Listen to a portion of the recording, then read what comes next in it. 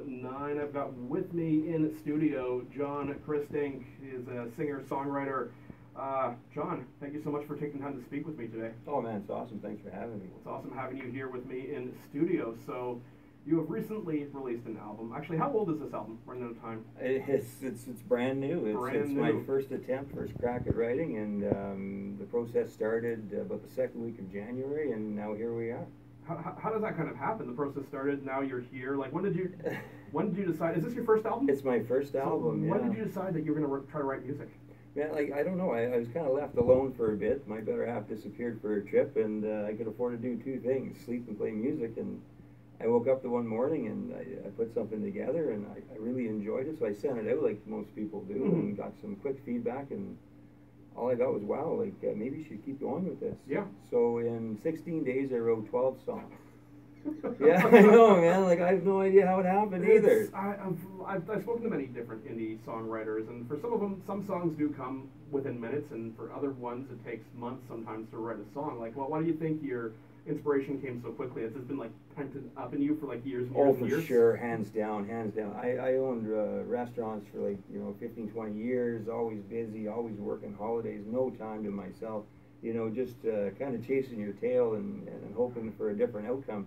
And this is actually the first time where I was actually able to take a breath and say, wow, like I'm gonna try something different. I actually had time to myself. And the cool thing was I was with someone that was pretty awesome. It allowed me to use that time for something creative like this project. No, it's really cool that you were able to do something creative like this. Do you have a background in music? I mean, like on the side? Yeah, like I've been playing since I was 17 guitar, and then recently over the last few years I've been picked up in a couple of bands playing like banjo, guitar, backup singing and stuff. Never the front man. And then I put something small together called Starlet, where we take kind of the tunes that you hear on a regular basis and we lounge them up a bit. And that was the first maybe attempt where I was changing things the way I like them. And then I was listening to radio, and well, not this one, but songs I didn't enjoy, and I was like, well, I'm going to try and write a song that I want to hear. I really don't care what someone else might think about it, but I'm going to write a song that I would like to listen to on the radio. Take it back to the old saloon sound, and that's what I actually got out of my first one, and got the ball rolling, and we just kept going.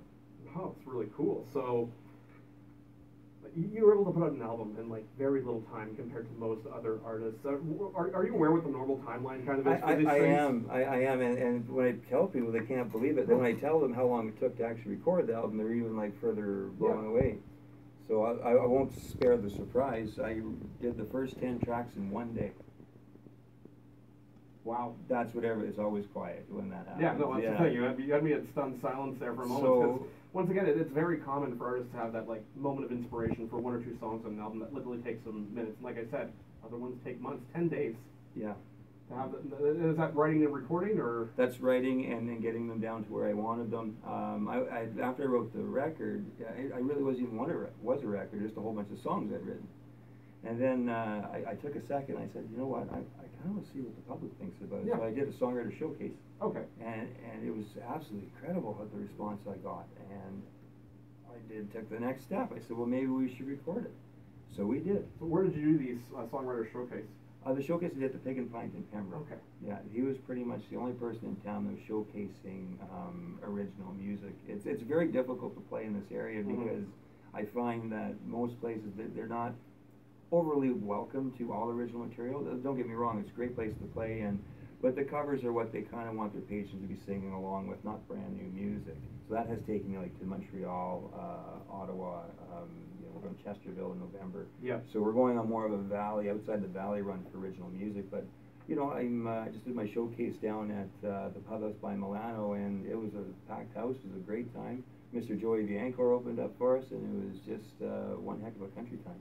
Cool. I know Dean Batstone over in Renfrew actually does kind of an open mic that way. It's a songwriter showcase as well, most Thursdays. So yeah, it's an amazing room, Dean Batstone's. I've been fortunate enough to play there with another band, the Kings of Lowertown, a couple times, and I was blessed with the fact that we got early there one day and I got to play slide in that old church by myself.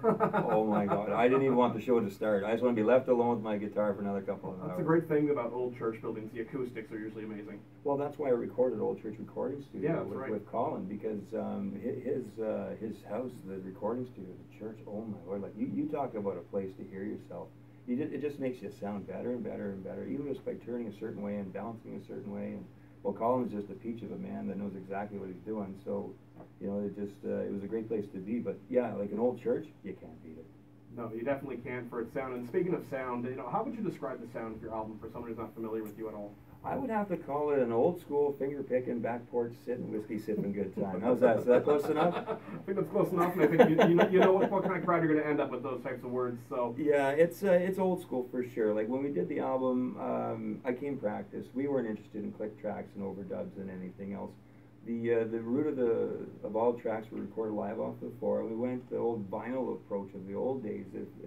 There's going to be nicks, there's going to be pops, there's going to be burnt strings, and as long as it's on the way, we're going to keep it in there because nobody's perfect. I'm not putting out a pop album here. I'm putting out songs that I've written that I truly believe in, I hope you feel someday. And the sound is old school saloon, man, where you showed up with your guitar and you played for your dinner. Nice. Wow, that's cool. And like I said, so amazing that you put an album in such a short period of time. So are you going to be doing any kind of promoting? Like, how are you promoting the album for the summer? Well, what we're doing is we're playing as many shows as we can. I'm doing the Pembroke Waterfront, I believe July 26th at the amphitheater. We're doing a nice show with the community there. Hopefully get some of the people out that don't normally go out late at night. It's an earlier evening show. We're in the process of booking a couple of shows, hopefully at the Bank and L'Ancien Bank and another Milano show. But then I'm off to, where am I going in July? I'm going to the jazz joint, or the juke joint in Carleton Place that just opened up, I believe. Then we have the Almont Legion. The Legion shows are always fun. So we're pretty much just playing wherever, and I have a busking tour coming around on the 21st of July. Yeah, it's pretty cool. Yeah. We're doing things that no one else Are you doing? done. Are you doing Buster Fest over in Ottawa? I am unfortunately not. Okay. I kind of missed it this year. I don't have the time. I have other things booked. But what we're going to do is a little valley run. So we're going to start on the Quebec side, and we're going to pretty much play the same set at different venues. So we're kind of going to start at the Bowes, hopefully the liquor store in Pembroke, then Phase 1, the gym in Pembroke, Bob's Music, and then make my way towards Petawawa. Because we're going to be shooting a video very, very soon for one of the songs. I'm not going to release that yet. It's going to be a surprise. And it's going to be kind of cut back and forth. We need that footage, but it's just pretty much to get out, do a valley run, you know, have some people follow along, give out some merch, and just have a great day. Cool. So speaking of promoting the music, is there any songs on here that are kind of set to be a single? Yes, the title track, "Running Out of Time," for sure. That's one of my all-time favorites. That I sing, that I play, that I listen to. I am that guy that listens to his own music at times, you know. This song here is very special to me because, well, you know, I'm in my close to mid-40s, and how often does this happen where you have this kind of steam? And it's not very much momentum either, but if this is where it all ends, I'm totally fine with it. Like, this has been more than a dream come true to write an album, record it, have a CD, tour behind it, and then be playing at a few radio stations. Like, this is pretty cool for me. But the running out of time was finally I sat down, I just did it. I stopped talking about it, I stopped dreaming about it, I stopped thinking about it, I just did it. And without consequence, I'm very happy with what's there.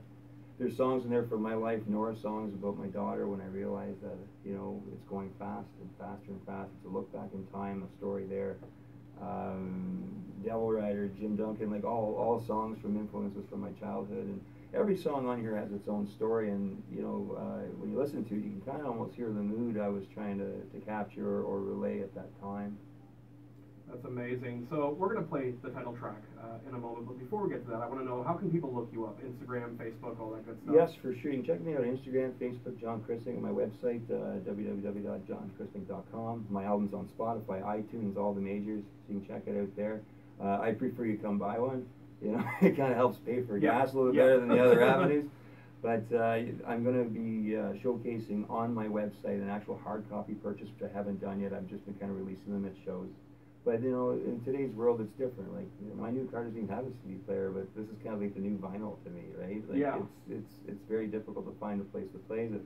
So like, yeah, the CD's like $20, the download's 10, and then it's pretty much free if you belong to like the other places. Okay, yeah. Stuff. It's pretty much free to listen to. But by all means, support indie. Go out there, see the shows, pay for the shows, buy the album, do that.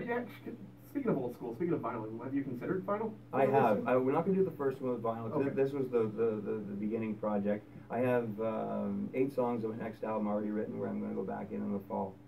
So it just seems like something that's coming together right now with my lyrics and my guitar. It's like peanut butter and jam, man. It seems like it's meant to be. Like it's really coming together, and as long as I get a moment to myself, I can usually hammer one out, and I like them. So I guess that's all that really matters. Maybe I don't know. I think that is too, and hopefully my audience will like them. Anyways. John Christink is a singer-songwriter out of Pembroke. John, I want to thank you so much for taking time to speak with me. Oh, absolute pleasure. Anytime. Thanks for having me. Now on CHIP 1019, here is the first single by John Christink, Running Out of Time.